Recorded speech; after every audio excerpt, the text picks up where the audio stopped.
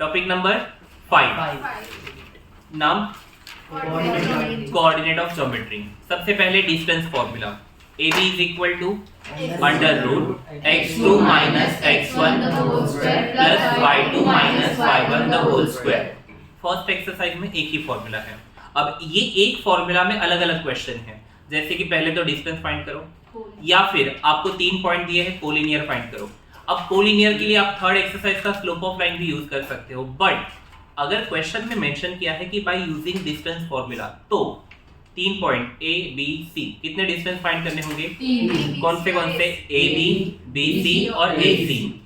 जरूरी नहीं कि हर बार ए सी ही ग्रेटर हो, कोई भी एक जो ग्रेटर है उसे साइड रखो, बाकी के दोनों को ऐड करो। अगर उन दोनों का एडिशन थर्ड जितना आता है तो वो क्या है?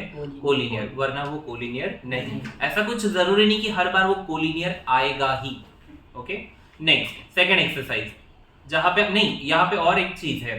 यहाँ पे 4 पॉइंट दिए हैं A B C D, और आपको प्रूफ करना है कि ये पैरेललोग्राम है। कितने डिस्टेंस फाइंड करोगे? 4 डिस्टेंस फाइंड करोगे। कौन सा इक्वल आएगा? फर्स्ट एंड थर्ड, मतलब AB is equal to CD, BC is equal to AD, right? ये अगर इक्वल है अपोजिट, हाँ यहाँ पे वो इक्वल आएगा ही, बस आपको वो प्रूफ करके दिखाना है कि वो पैरेललोग्राम है। Hence opposite sides of a quadrilateral ABCD are equal, therefore quadrilateral ABCD is a parallelogram.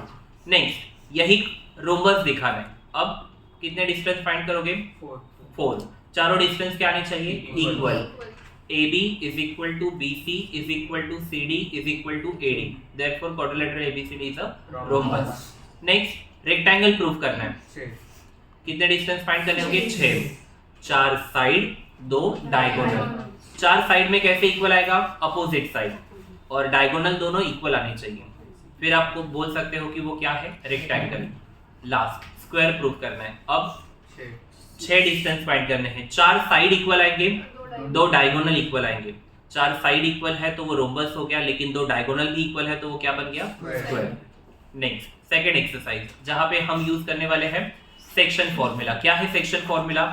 x is equal to mx2 plus nx1 upon m plus n, y is equal to my2 plus ny1 upon m plus n।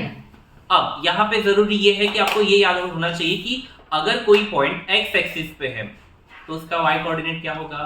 0, और अगर y axis पे है तो उसका x coordinate क्या होना चाहिए? 0। कभी कभी आपको सेक्शन फॉर्मूला यूज कैसे करना है, आपको पॉइंट दिया है, A दिया है, B दिया है और P का भी कोऑर्डिनेट दिया है। आपको बस यूज करना है, पूछा गया है कि पॉइंट P कौन से रेशियो में डिस्ट्रीब्यूट कर रहा है, मतलब आपको क्या फाइंड करना है? m/n। m और n की सेपरेट वैल्यू फाइंड करनी है क्या? मिल भी नहीं सकती, आपको m/n फाइंड करना है। कौन सा फॉर्मूला यूज करोगे सेक्शन का? x या y? कोई भी, आप कोई भी यूज कर सकते हो, कोई भी एक फॉर्मूला। लेकिन अगर P के कोऑर्डिनेट में एक कोऑर्डिनेट k दिया है और y कोऑर्डिनेट दिया है आपको 7, अब बोलो कौन सा फॉर्मूला अप्लाई करोगे? y। क्योंकि आपको y कोऑर्डिनेट दिया है तो y वाला फॉर्मूला अप्लाई करोगे, और अगर क्वेश्चन में आगे जाके उन्होंने पूछा है कि k की वैल्यू भी फाइंड करो, तब आपको x का फॉर्मूला अप्लाई करना है और उसमें m/n की वैल्यू पुट करके किसकी वैल्यू फाइंड करनी है? k की। ये क्वेश्चन आएगा 3 मार्क्स के लिए। नेक्स्ट सेक्शन फॉर्मूला के बाद mid point formula, x is equal to x1 plus x2 upon 2, y is equal to y1 plus y2 upon 2। Next centroid formula, x is equal to x1 plus x2 plus x3 upon 3, y is equal to y1 plus y2 plus y3 upon 3। अब यहाँ पे एक 4 mark के लिए question आया था, सबको लगा बहुत इजी है, चलो सेंट्रोइड फॉर्मूला यूज करते हैं और पॉइंट सेंट्रोइड निकालते हैं। रॉन्ग। क्वेश्चन क्या था कि ABC, ट्राइंगल ABC के मिड पॉइंट के कोऑर्डिनेट आपको दिए हैं, मिड पॉइंट PQR, और आपको फाइंड करना है उसका सेंट्रोइड। सबको लगता है x1 y1 x2 y2 x3 y3 दिया है, रॉन्ग, वो मिड पॉइंट दिया है। तो पहले A के कोऑर्डिनेट अज्यूम करो, x1 y1 x2 y2 x3 y3। P किसका मिड पॉइंट है? AB का, तो x1 plus x2 upon 2 is equal to P का कोऑर्डिनेट मैंने आपको सॉल्व करके दिया है, अपॉन 2 वहां पे जाने के बाद मल्टीप्लाई, आपको इक्वेशन क्या मिलेगा? x1 प्लस x2, इसे इक्वेशन नंबर 1। दूसरी तरफ y1 plus y2, x2 plus x3 y2 plus y3 x1 plus x3 y1 plus y3 equation 1 3 5 तीनों को ऐड करो, किसकी वैल्यू मिल जाएगी आपको x1 plus x2 plus x3। आपका सेंट्रोइड का फॉर्मूला क्या है x is equal to x1 plus x2 plus x3 upon 3। Directly value put करोगे आंसर मिल जाएगा, मेहनत करनी पड़ेगी 4 मार्क के लिए। नेक्स्ट थर्ड एक्सरसाइज में आपको क्या यूज करना है स्लोप ऑफ लाइन। कितने फॉर्मूला है 2। अगर थीटा दिया है तो tan थीटा, और अगर पॉइंट दिया है तो y2 minus y1 upon x2 minus x1। Before that इसी सेकंड एक्सरसाइज में एक लास्ट के क्वेश्चन बताना भूल गया मैं, वहां पे आपको पॉइंट फाइंड करना है ए और बी दिया है, आपको फाइंड करना है ट्राइसेक्शन पॉइंट। ट्राइसेक्शन का मतलब डिवाइडेड इनटू 3 इक्वल पार्ट। अगर किसी सेगमेंट को 3 इक्वल पार्ट में डिस्ट्रीब्यूट करोगे तो बीच में पॉइंट कितने मिलेंगे, बड़ा इसे लक्ष्य दे नको बोलते, कितने पॉइंट बीच में मिलेंगे 2, P और Q। अब बताओ AB के 3 इक्वल पार्ट है, बीच में P है, यहाँ पे Q है, पॉइंट P के कोऑर्डिनेट कैसे फाइंड करोगे सेक्शन फॉर्मूला। पॉइंट P आपके AB को कौन से रेशियो में डिस्ट्रीब्यूट कर रहा है, यहाँ पे कितने पॉइंट है ये देखो A B divided into 3 equal part, ये इक्वल है, ये इक्वल है, ये इक्वल है। बताओ P एक तरफ कितने पार्ट है 1 पार्ट, और यहाँ पे कितने पार्ट है 2 पार्ट, तो कौन से रेशियो में डिस्ट्रीब्यूट कर रहा है 1:2। क्या यूज करोगे सेक्शन फॉर्मूला। चलो आगे P के कोऑर्डिनेट। अब Q के कोऑर्डिनेट कैसे फाइंड करोगे मिड पॉइंट फॉर्मूला। Q किसका मिड पॉइंट है PB का, P के कोऑर्डिनेट आपने फाइंड किए हैं। चलो डिवाइडेड इनटू 4 इक्वल पार्ट्स, बताओ जरा डिवाइडेड इनटू 4 इक्वल पार्ट है तो बीच में पॉइंट कितने मिलेंगे 3 P Q R। आपके पास A और B के कोऑर्डिनेट अवेलेबल है, सबसे पहले किसके कोऑर्डिनेट फाइंड करोगे Q, नहीं Q, हाँ मैंने Q ही बोला मिड पॉइंट। Q किसका मिड पॉइंट है AB का, Q किसका मिड पॉइंट है AB का by using mid point formula. चलो Q के कोऑर्डिनेट मिल गए, अब P के कोऑर्डिनेट कैसे फाइंड करोगे मिड पॉइंट फॉर्मूला, R के कोऑर्डिनेट कैसे फाइंड करोगे mid point formula. Okay done. Next slope of line का फॉर्मूला क्या बताया y2 minus y1 upon x2 minus x1। अब यहाँ पे अगर आपको स्लोप ऑफ लाइन यूज करके पैरेललोग्राम प्रूव करना है, P Q R S 4 point दिए हैं, बताओ कैसे पैरेललोग्राम प्रूव करोगे। 4 स्लोप फाइंड करोगे P Q Q R R S P S। कौन से इक्वल होने चाहिए first and third, second and fourth. आपको लिखना कैसे है slope of PQ is equal to slope of RS, therefore line PQ is parallel to line RS। क्योंकि rule क्या है, अगर दो लाइन का स्लोप इक्वल है तो वो दो लाइन क्या है पैरेलल। पैरेललोग्राम के लिए हो गया।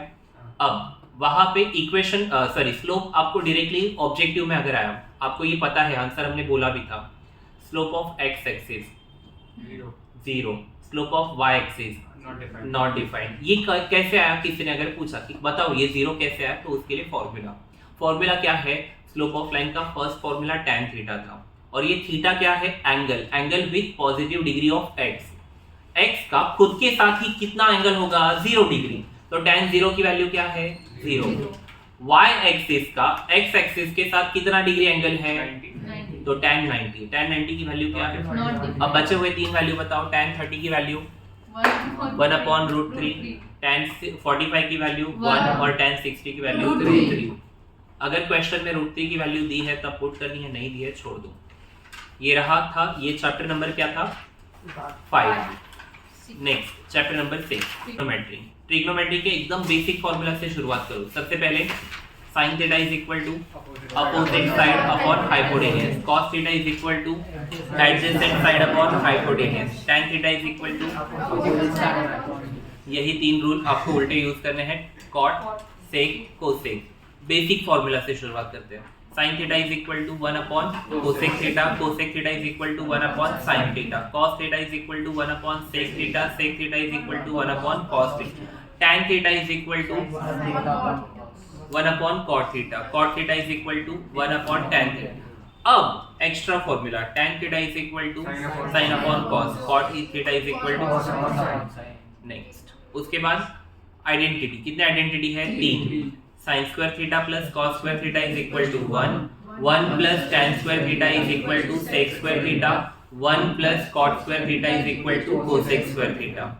यहाँ पे अगर प्रूफ दैट क्वेश्चन में सबसे पहले LHS प्रॉपरली लिखो, क्वेश्चन लिखने की जरूरत नहीं, LHS लिखो, क्वेश्चन LHS का पार्ट लिखो। सबसे पहले चेक करना है कि क्या क्रॉस मल्टीप्लिकेशन है, क्या कोई आइडेंटिटी है। अगर ये है तो पहले वो यूज करो। वो यूज करने के बाद आपको पता नहीं चल रहा है कि आगे करे क्या, तो क्या स्टेप है हमारा, सबको साइन कॉस में कन्वर्ट करो। अगर साइन है तो साइन रखो, कॉस है तो कॉस रखो, टैन है तो साइन अपॉन कॉस, कॉट है तो कॉस अपॉन साइन, सेक है तो 1 और सेक कोसेक है तो 1 अपॉन साइन। ये वैल्यू पुट करो, फिर क्रॉस मल्टीप्लाई करो, करते जाओ करते जाओ।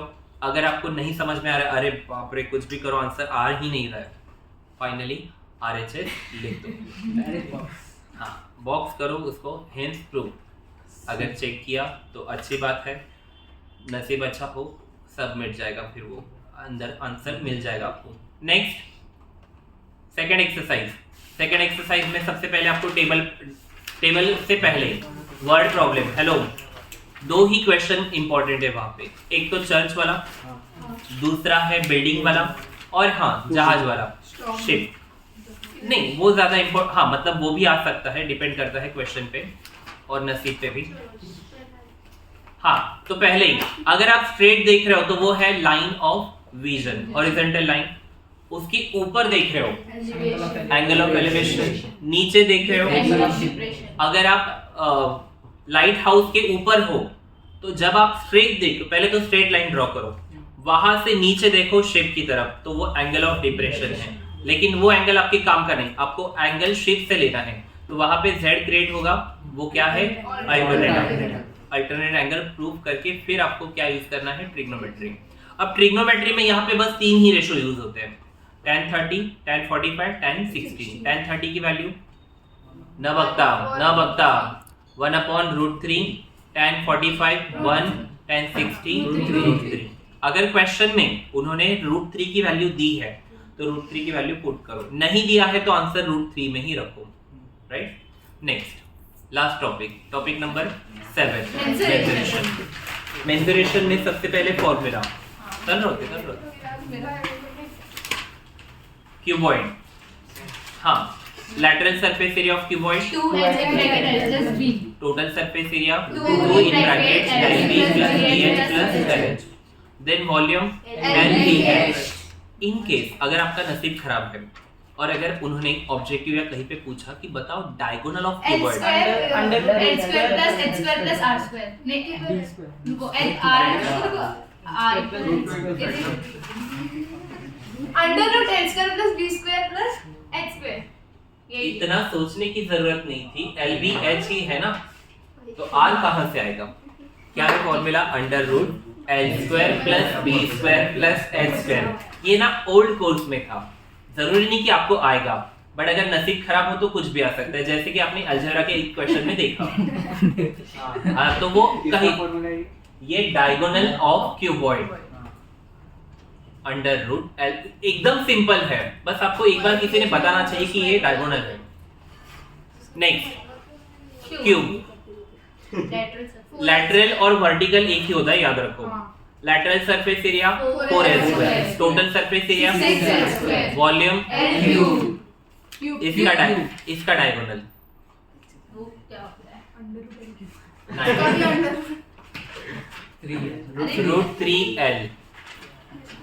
√3L। चलो नया कुछ तो याद रहेगा, अगर आया तो काम आएगा। अरे ऑब्जेक्टिव में आया तो तू कहां से, किसी से झगड़ा तो नहीं कर सकती कि ये तो नहीं था, कैसे पूछा। नेक्स्ट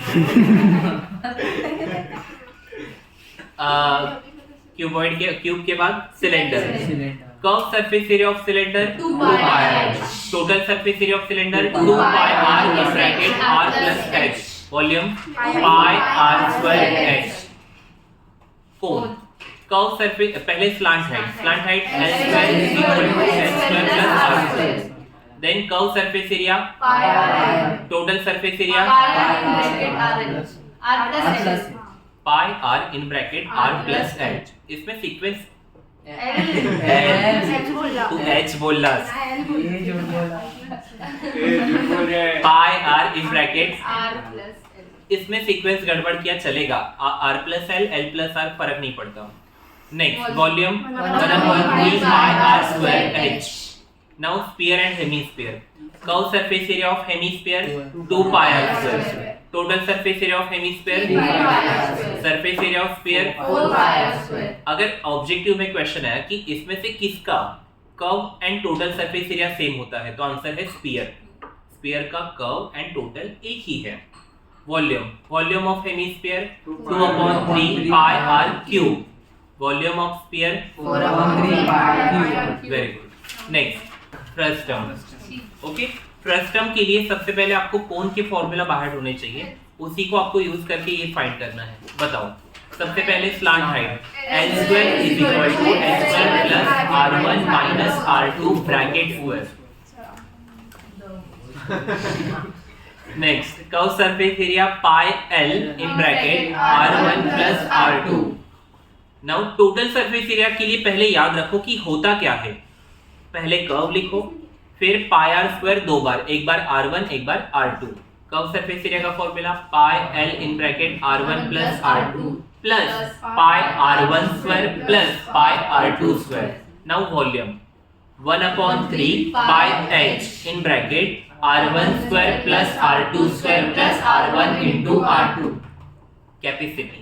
कैपेसिटी के लिए आपको रूल बताया है. पहले तो सब डायमेंशन सेंटीमीटर में कर लो, फिर वॉल्यूम फाइंड करो और वॉल्यूम को किससे डिवाइड करोगे? 1000 से. पहले लिखोगे कि कैपेसिटी का फॉर्मूला क्या है. 1 लीटर = 1000. कभी कभी क्वेश्चन में ना 1 लीटर = 1 मीटर क्यूब = 1000 लीटर दिया रहता है. अगर मीटर में दिया है तो आपको सारे डायमेंशन मीटर में लेने हैं. वॉल्यूम फाइंड करना है. फर्स्ट में आपने क्या बोला? 1000 से डिवाइड करोगे. यहाँ पे आप 1000 से मल्टीप्लाई करोगे. कब? जब आपको क्वेश्चन में लिख के दिया है कि 1 metre cube = 1000 litre. Next circle. Circle में सबसे पहले एरिया ऑफ सर्कल का फॉर्मूला सर्कमफेरेंस 2 पाई आर और पाई डी. अब उसमें लेंथ ऑफ आर्क का फॉर्मूला θ/360 * 2 पाई आर. ओके. उसके बाद आर्क, लेंथ ऑफ आर्क का फॉर्मूला क्या है? θ/360 * 2 पाई आर. राइट. अब perimeter of sector. Okay. Area of sector आपको याद, प्राची आपको याद कैसे रखना है? एरिया पूछा है तो पाई आर स्क्वायर, लेंथ पूछा है तो 2 पाई. आगे वाला पार्ट सेम क्या है? θ/360. अब बताओ शॉर्टकट फॉर्मूला. A = r/2. कब यूज करना है? वो जब दोनों दिया हो, लेंथ जब A और L दोनों दिया है तब आपको ये फॉर्मूला अप्लाई करना है. Last area of segment r² in bracket pi θ/360 okay. Bracket close. Thank you. Equilateral triangle का एरिया बताओ. √3/4 इंटू साइड स्क्वायर. और √3 की value 1.73 1.41. Area of rectangle L * B. और एक फॉर्म्युला याद रखो. ते झालं ना पेरिमीटरचं झालं. पेरिमीटर म्हणजे नॉर्मल आहे. पेरिमीटरचा फॉर्म्युला काय? 2 इन ब्रैकेट L + B. और एरिया ऑफ ट्रायंगल का और एक फॉर्मूला लिख के रखो. ½ × r² × sin θ.